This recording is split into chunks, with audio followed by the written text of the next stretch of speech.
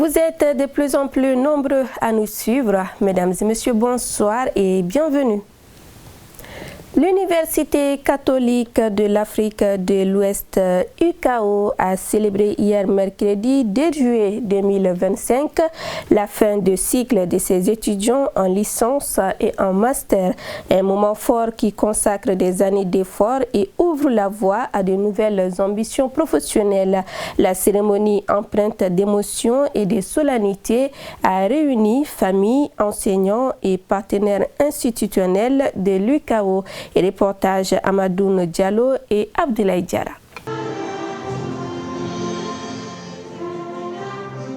Dans le cadre de sa semaine culturelle, l'Université catholique de l'Afrique de l'Ouest, ICAO-UBA, a célébré la réussite académique de ses étudiants, mettant à l'honneur leur engagement, leur persévérance et leur détermination en vue de leur avenir professionnel. Ils sont 250 diplômés en licence et en master, toutes filières confondues, à avoir reçu fièrement leur diplôme lors de cette cérémonie. La directrice académique de l'université a souligné que ce moment est le fruit d'un long parcours fait de travail acharné, de discipline et de courage. C'est la première fois que l'UCAO enregistre un si grand nombre de diplômés à la fois. 66 en master et 184 en licence. L'UCAO mise beaucoup sur les valeurs.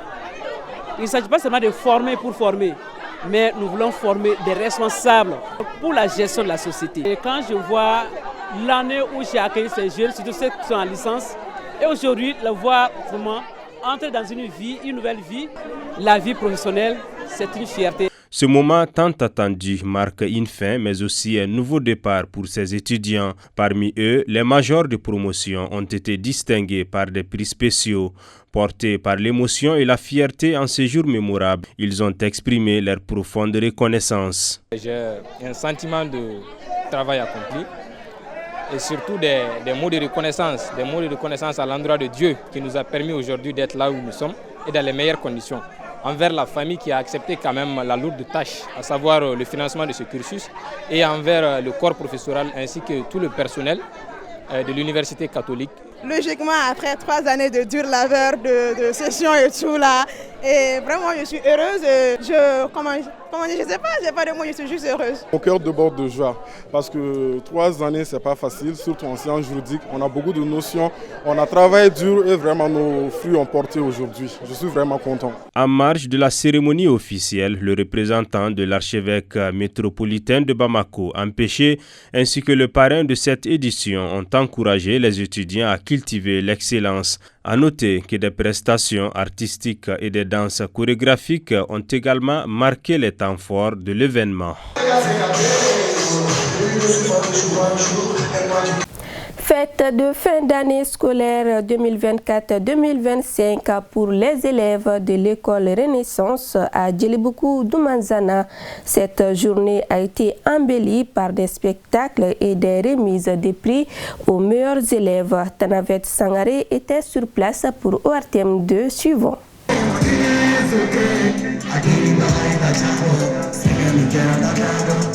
Après une année scolaire réussie, l'école de la Renaissance de Djelibougou Doumanzana s'apprête à observer une pause de quelques mois. Pour l'occasion, elle a rassemblé élèves, parents d'élèves, enseignants et autres invités de marque afin de magnifier ce moment riche en émotions.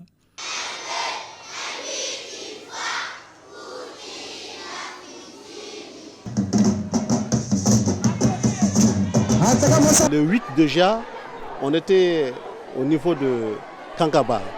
On a vu, si vous voulez, le Kouloukan Fouka. On a appris beaucoup de choses à la source. On est venu voir les Kabablons. C'est en un mot un événement en tout cas de fermeture des classes.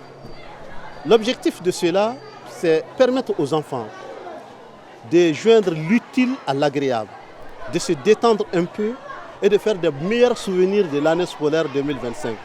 Parce qu'après une année de dur travail et qu'on achève avec une soirée culturelle, c'est une bonne chose. Surtout que cette année, l'année est dédiée à la culture.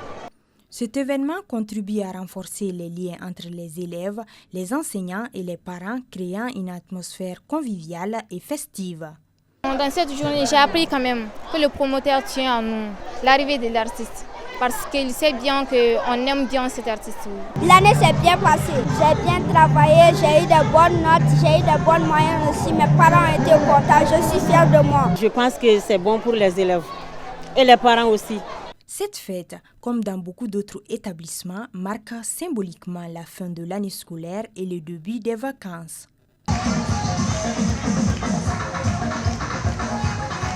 Première édition de la soirée culturelle de l'Association pour le développement de la commune de Kendé et environ. Cette soirée avait pour but de contribuer au développement de la localité autour des idéaux de paix et de cohésion sociale. Aruna Dambélé et Abdoulaye Diarra pour le reportage. À travers cette première édition, l'Association pour le développement de la commune de Kendé et environnant veut contribuer à rassembler tous les fils du pays Dogon autour des idéaux de paix, d'entente et de cohésion sociale. On ne peut pas développer la commune sans passer par un certain nombre de facteurs, tels que l'éducation, la santé, l'agriculture chez nous, parce que les autres activités économiques et sociales ne sont pas développées. Maintenant, c'est l'agriculture qui est développée chez nous. Donc on demande aux jeunes de s'unir pour penser au développement de la commune. Si une commune est développée, alors c'est le cercle qui est développé. Si le cercle est développé, la région est développée. Et si les régions sont développées, c'est le pays qui est développé. Cette activité constitue un appui à la promotion de la culture Dogon.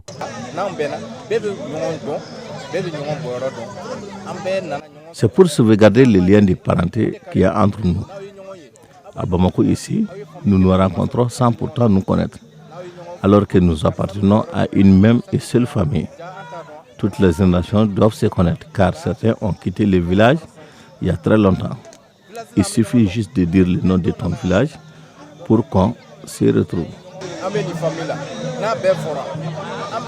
Pour la marraine de l'événement, la soirée est inclusive et riche en couleurs. Très contente vraiment, très contente.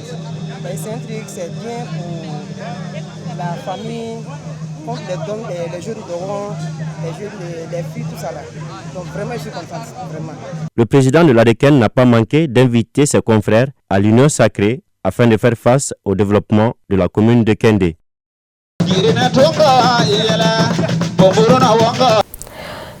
Un mot de sport à présent avec la 4e édition de la finale du tournoi Ramadan Foot à Sogoniko, organisé par l'Association des jeunes pour le développement de Sogoniko. Cette compétition a démarré avec 32 équipes.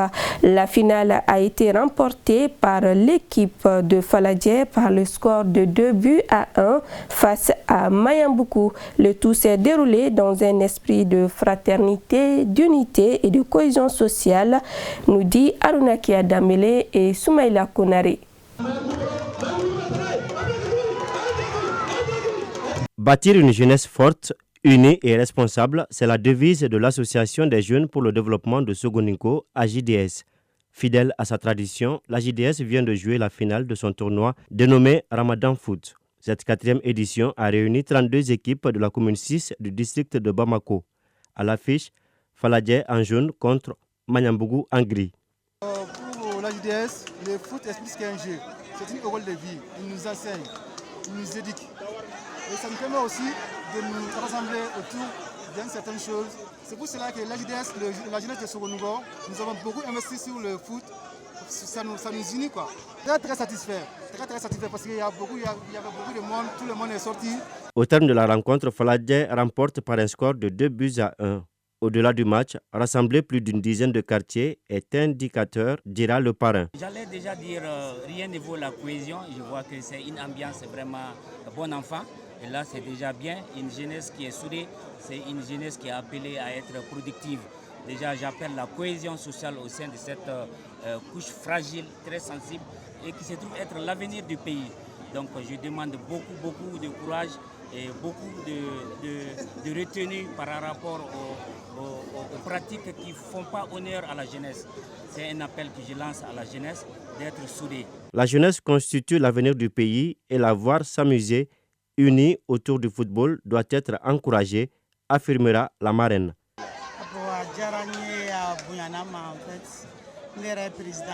Je suis honorée d'être la marraine de cet événement. En tant qu'ancienne présidente de la jeunesse, c'est une fierté pour moi de voir des jeunes réunis, pas seulement pour le football, mais aussi pour le développement du quartier. J'exhorte les jeunes à continuer sur cette lancée, de rester unis et solidaires. En plus de la coupe, le vainqueur a obtenu un bœuf et une enveloppe symbolique a été remise aux vaincus.